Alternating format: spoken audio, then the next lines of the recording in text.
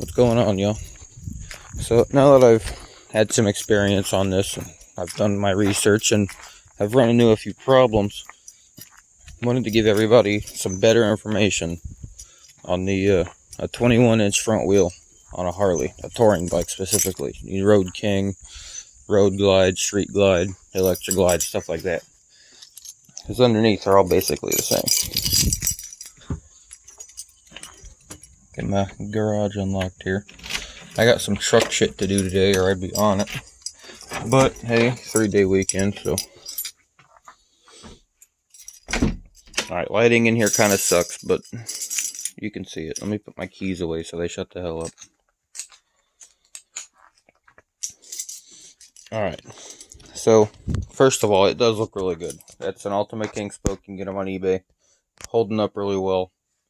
Pain in the ass to clean, but that's just nature of the beast when you got spoke wheels. So, all the older ones, and I mean every old Road King from 2013 and down, you shouldn't, let me rephrase that, you might not have clearance issues.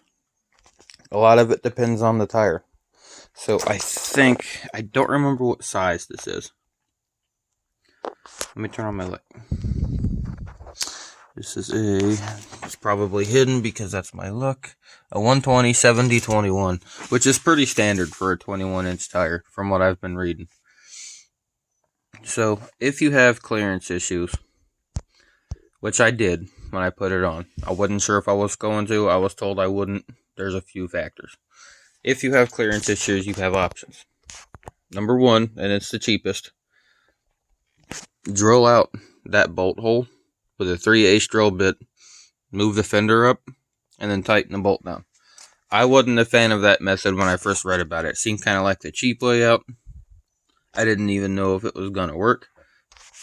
So I did the next cheapest option, which was spend $20 on these fender risers, which I was like, well, cool, that works out then. It doesn't look too bad. It's way easier to take off, you know.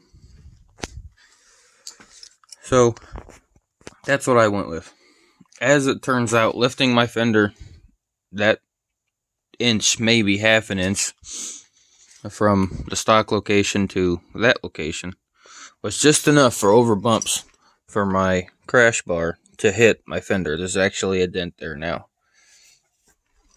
Now, luckily for me, to match the size of the 21, I'm actually looking at the Bad Dad stretched front fender. It looks a little better, I think, with the 21. So, if you want to keep your stock fender, turns out the best way to do it, if you don't want to buy a new fender, or you don't want to buy a fender lift, is to drill out the rear hole with a 3/8 bit, and as you're tightening it, lift it up. Because the front won't have any clearance issues. You're fine all the way back to about here. Back in here is where it wants to rub. Let me move my camera, my bad. Right in this area is where it'll rub. So, but I want to slam this thing anyways, because I like the lowered look. So once you put your 21 on, it's going to sit a couple inches higher. So if you want it to be level again, drop it about 1.5 to 2 inches, and it should sit about where it was stock, with the stock 16-inch. But that also, you're lowering it, so unless you go with a stiffer spring, which will sacrifice your ride quality a little bit, stiffer springs in the forks, that is, you're going to have to remove this crash bar. Now, personally, I like the way they look. I like the way they look without them, so I'm really not that picky. But if you remove that, but you want to keep your highway pegs, remove it. And there's companies that make floorboard mounted highway pegs that actually sit, there we go, about where these do. So you can run them as a forward control. And it just takes the standard male-female plug-in. So, over wintertime, it's getting the Bad Dad stretch fender. I would like to either lower it or run air ride in the front and in the back. Damn spider on my bike. Hey, unless you're going to pay rent, get the fuck out of here. I forgot what I was saying. That little bastard distracted me. New saddlebags. That's my other piece of advice for anyone wanting stretch bags. Get bags that have lids and latches all combined, because these are aftermarket bags and lids with the stock Harley latches. Kind of a pain in the ass to do. It's not really worth it. Take them to your painter. He'll figure it out. Also, I re-glued this. If you remember a couple videos ago, it had fallen off, so I super glued that whole thing. Still haven't taken the windshield off. And for some reason lately, even though my cables are only about a year and a half old, my throttle has been sticking. But I can roll it and unroll it by hand. I've readjusted all my cables, I've lubed them up, and it's better. But it's not perfect yet. But it's rideable. So I'm sure I'll be on it at some point before I go back to work. I hope so anyways.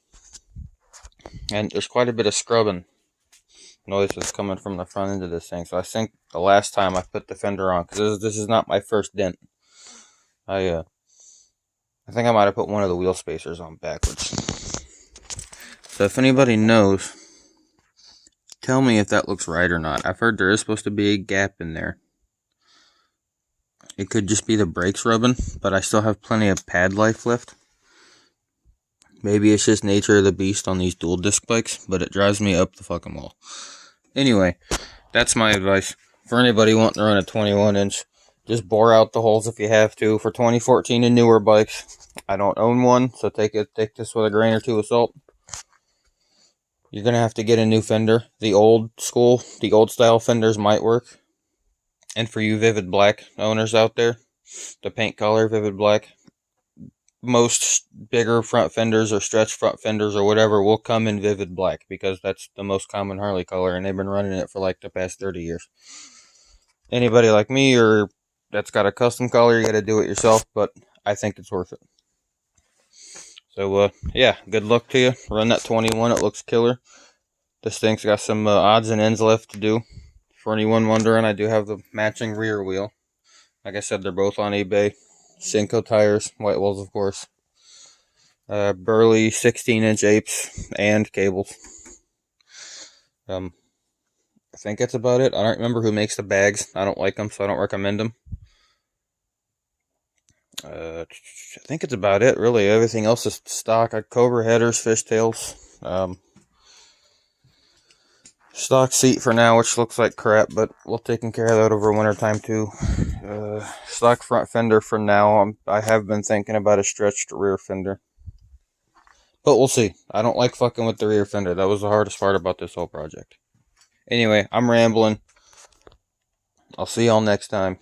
Run that 21-inch. Looks fucking sweet. Later.